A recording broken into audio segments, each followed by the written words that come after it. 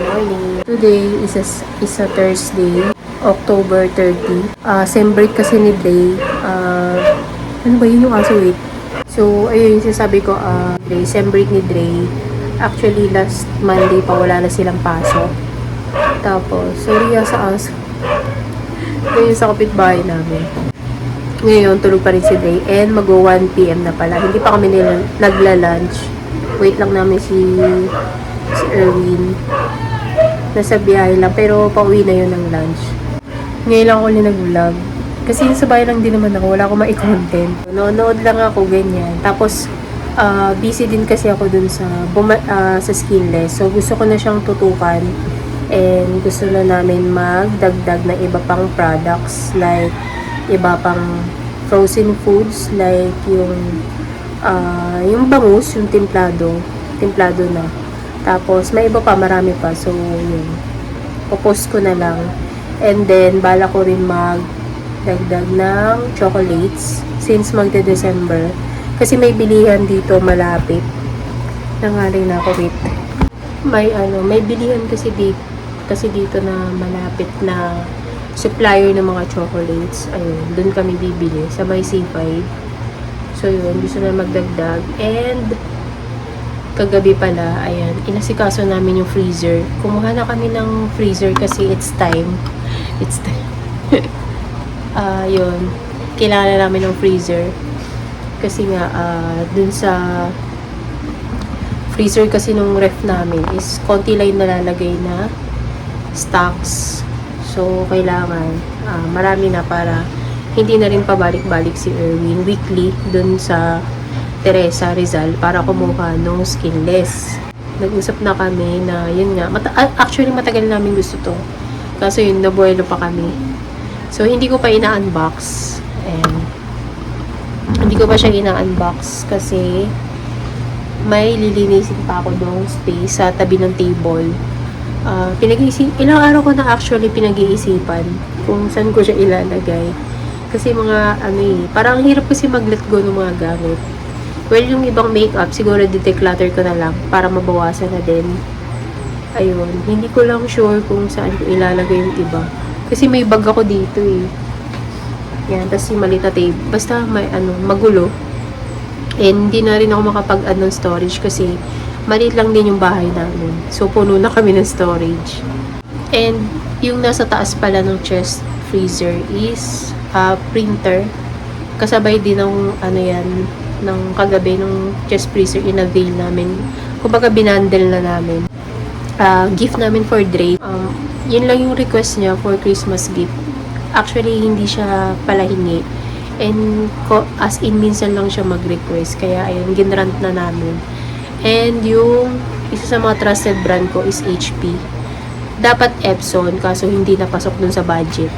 So, okay na rin yan kasi ako na rin kasi magpiprint ng sarili kong logo na ididikit dun sa Skinless. May naka-ready na akong logo pero gusto ko pa siyang i-revise kasi gusto ko pa siyang baguhin. Ayun. Hindi pa kasi ako kontento sa ginawa ko. Syempre, nag-ask tayo kay ChatGPT kung ano pa yung mas magandang logo name or ibang design ng logo. Basta, papost ko na lang. Kasi kailangan ko i-rebrand or buhayin yung page ko dun sa frozen foods. Medyo hindi ako pinalad as VA. In-stop ko na din guys yung pagpapasa ng applications. May mga nag-i-email naman, pero kasi gusto ko na kasi tutukan. Mas gusto ko rin kasi mag-business na lang. Mas na-enjoy ko na mag-business na lang. Since 2010, ganun. Mailing na kasi magbenta-benta online. Ito, maliit lang to guys. Yung 7 cubic lang to. Mura na. Mura lang yan. Tapos, pwede na panimula nung siya, malalim naman siya kasi tinignan naman namin doon yung display niya.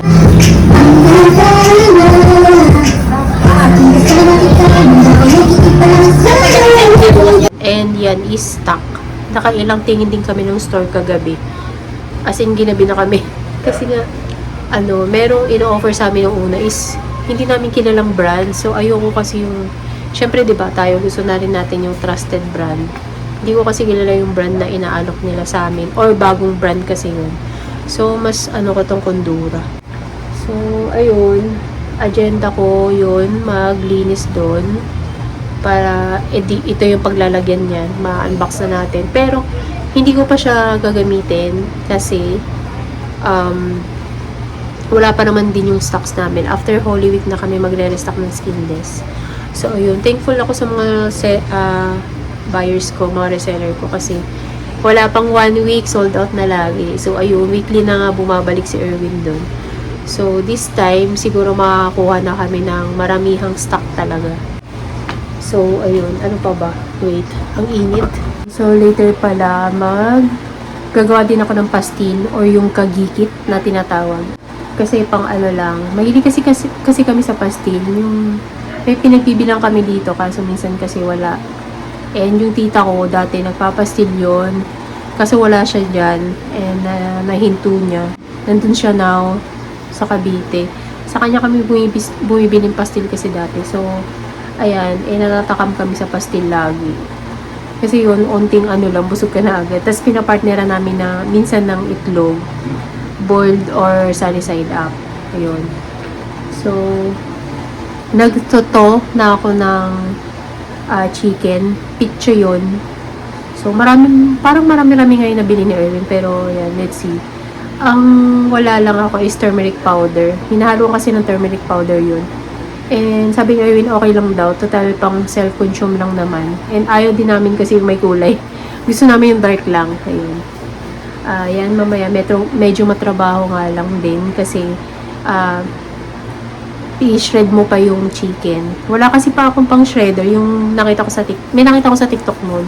Iniikot lang. So, ayun. So, mano-mano na lang ako later. Tinidor na lang gagamitin ko. So, ayan. Ano pa ba? Yun lang naman yung agenda ko for today. Ayun, tagal ko nang walang vlog. Ayun. Kasi, actually, kaya nawalan din ako ng gana mag-vlog. Kasi, demonetize na tong YouTube account ko matagal na. Since nung nag-work ako sa BPO. Ayan. Busy rin kasi ako, guys, sa work. And nakakapagod din kasi. Kasi pag, di ba yung work ko, 5 days a week. So, yung 2 days off ko, nilalaan ko na lang minsan sa natutulog na lang ako buong araw. Nagpapahinga na lang ako. So, wala talaga akong may content. And, hindi kasi pwede yung phone dun sa work ko, dun sa prod. Kasi nga, bawal. Siyempre, rules nila yon, policy nila yon. And, ayun. Lagi lang nasa locker din yung phone ko. Kaya, yun. Hindi talaga ako nakakapag-vlog. Ayun nga, demonetize na tong account ko. Ina-uploadan ko lang din para mabuhay lang siya pa konti-konti. Ayun. Mas active ako sa TikTok. Nag-affiliate kasi ako sa TikTok for 2 years na. Siguro magti 3 years na ganun. Hindi lang ako din, mas active ako pero hindi ko priority, ganun. Pagka may lang, ma-upload lang ako, ganun. Kasi mabilis na mag-upload sa TikTok, guys. Mga 1 minute kaya na. Ayun, mabilisan kasi doon. So, ayun. Madali lang mag-edit and then upload na. Minsan shoot and go lang, parang ganun. So, ayun. Hindi ako maglalaba today. Bukas na lang. Friday. Saturday. Mamalansya na ako. Nalaban ko na pala yung mga uniform ni Dre. Hindi ko nga agad pinlansya kasi wala siyang pasok, sem break. So, Sabado ko i-schedule yung plancha. Kasi, November 2 na kami lagi pumupunta sa cemetery. Di ba, undas na. Para walang masyadong tao. Kasi ayoko na rin, guys, masyadong maraming tao. Na ko. Hindi ko alam. Siguro gano'n na pag tumatanda. Ayoko ng matao. Ayoko na yung sobrang naiingayan. November 2 kami pupunta. Sunday yun. Siguro order lang kami pizza para dalhin na pang snack lang. Next week ata yung mga former agents ko na hinandle ko before sa BPO. Dadalawin ata nila ako dito. Ayun.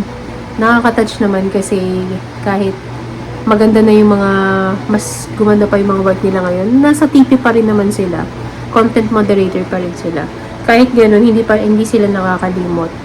Lagi nila akong chinachat. Ayan. Lagi nila akong kinakamusta din. Ayun. Yun nga. Actually, matagal na nilang gustong pumunta dito. And syempre, nahiya ako sa bahay namin. Wala kaming sofa. Diba? Kasi 3 lang naman kami. And kulang yung upuan namin dito sa dining. Hindi pa kami bumibili kasi nga hindi pa naman namin sariling bahay. Siguro tsaka na kasi mahirap maglipat, 'di ba? Hinihintay ko lang yung confirmation niya kung tutuloy sila next Wednesday pa naman. Ayun, namimiss ko rin naman sila and gusto ko na rin sila makachikahan. So, yun. Ayoko din lumabas kasi wala akong budget, wala akong pera. Syempre, yung kita ng skinless. Sa kita ng skinless lang yun. Hindi ko siya i-spend sa kung ano lang. Ganun. Ito pala yung old printer namin. Ayan. HP din siya. Kaso ito, is print lang talaga. Walang special na function. 'Di ba? Meron ngayon yung scan, copy, print, ganun. Pero ito is ano lang. Ano ba to? Ito is print lang. So, yun. Popost ko na lang to sa marketplace or sa FB ko muna.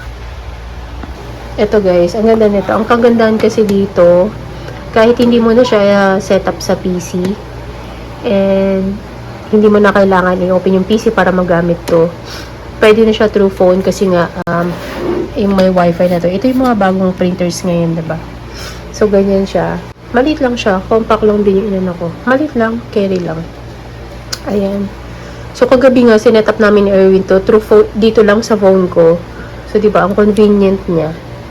Tapos, kahit saan ako, halimbawa, nasa ibang lugar ako, pwede, halimbawa, si Dre, nasa school siya, tapos may papaprint siya sa akin, pwede yun, basta may connection siya doon.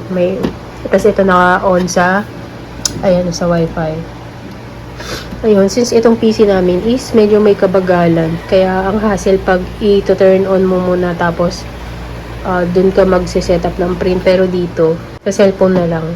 And since may mga Microsoft Word din naman sa phone, pwede ka mag-edit, may Canva, ganun. Pwede na diretso dito. Wala ko mag-print ng aking own logo, bibili na ako ng sticker paper. Sinearch ko naman kagabi, pwede dito yung inkjet din kasi to.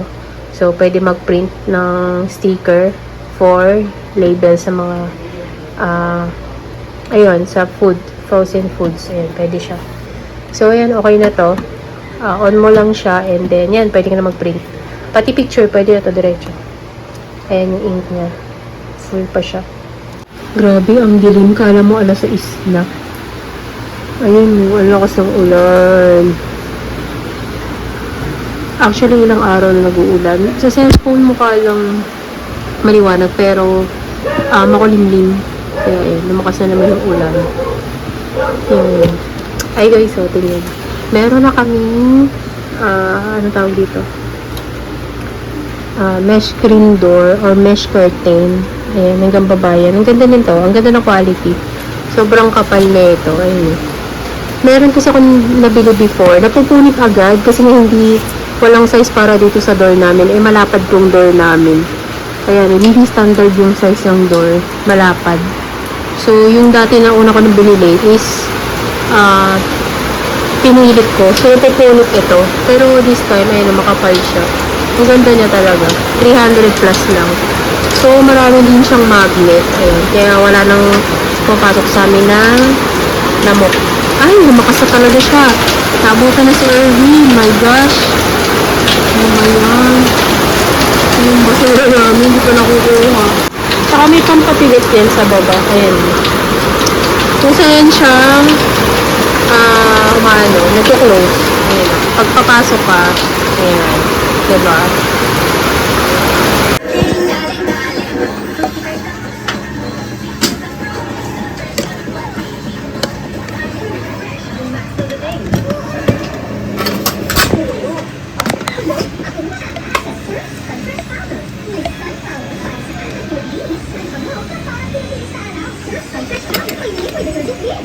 Sports is a great teacher.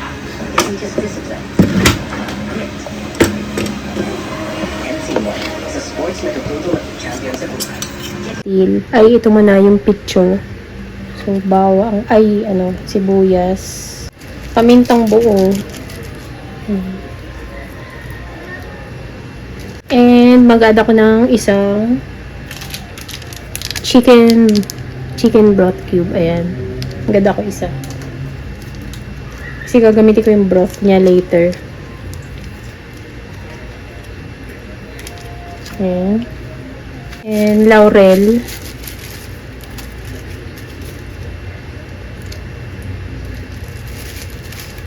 Gamitin kong salt is Himalayan salt. Ayan, pakuluan natin. And so, 4 PM na. Gagawa muna ako ng iced coffee. Ayan, ito yung binibili ko para sakto na yung aking timpla. And itong double wall na rin yung gagamitin ko.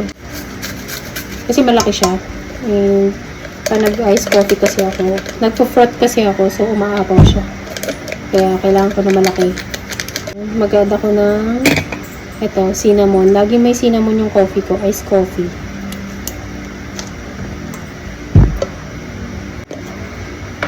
Tapos nag-crave ako sa brown sugar. Magba-brown sugar ako today. Lagyan ko lang to ng konting tubig. Tapos yung frother ko, same pa rin. Ang tibay nito, ang ganda. Ang tagal malobat.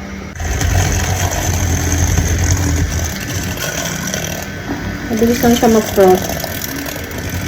Wala pang 1 minute.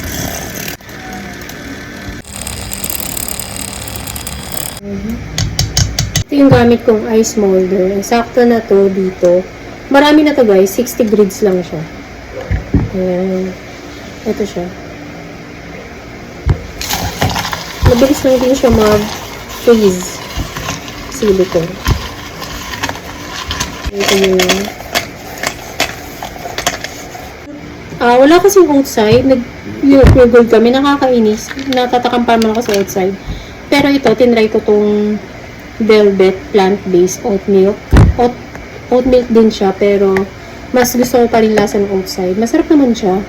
Kasi ang mahal nito, 189. Eh, yung outside, 112 lang, 121, ganun lang. Inuubos ko lang siya. Wala pa kasi akong nabili doon. Wala akong stock ng outside. So, masarap naman siya. Ano mo talaga na velvety yung lasa niya. Tapos, per day is 100 to 120 ml lang ako ng milk. Yan. Nagdagan ko pa ng konti. Mga 20. Yan.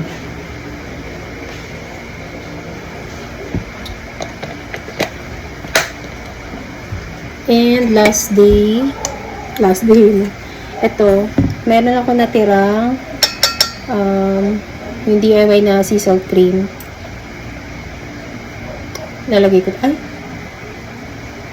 Medyo may amoy na siya. Hindi na pala. So, hindi na. Gagawa na lang ako ng panibago. May amoy na siya. Hindi umabot. Kasi na-skip ko to ng 2 days ata. Dapat 5 days lang to eh. So, ayun. May iba na siyang amoy. So, disregard na lang natin yan. So, ito na aking iced coffee. Wait lang. Ayan, mukha na siya marami kasi nga naka-froth siya. Pero mga nandito yan. Ayan. Natakip na rin siya. Ayan. Pwede mong dalhin kahit saan. Ayan na tayo. Ang snack ko pala is, Oreo. Ito yung aking snack. Oreo lang. Tsaka may natira akong, buchi, ube. Ayan, nakain ko na kasi yun. Masarap siya. Lalo na pag may ininit ko kanina dito sa microwave. Sarap nyo. Ayan, kain tayo. So, ayan na, napakulo ko na.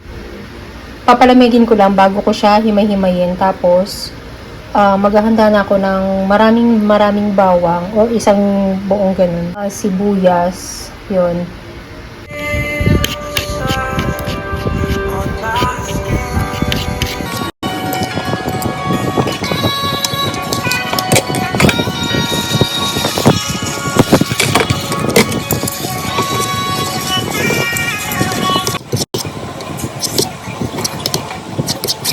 So, ayan, natapos din. Marami na din siya, isang ganyan. Tapos ito, baka ihalo ko na lang to sa mga pag-isipan ko pa pala. kung anong pwedeng, kasi may lasa pa to eh, masarap to.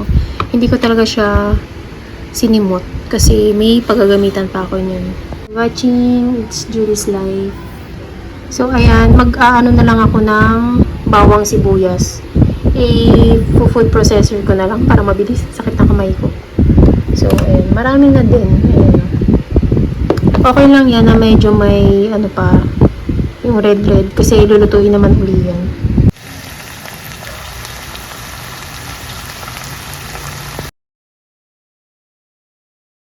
I got so much more.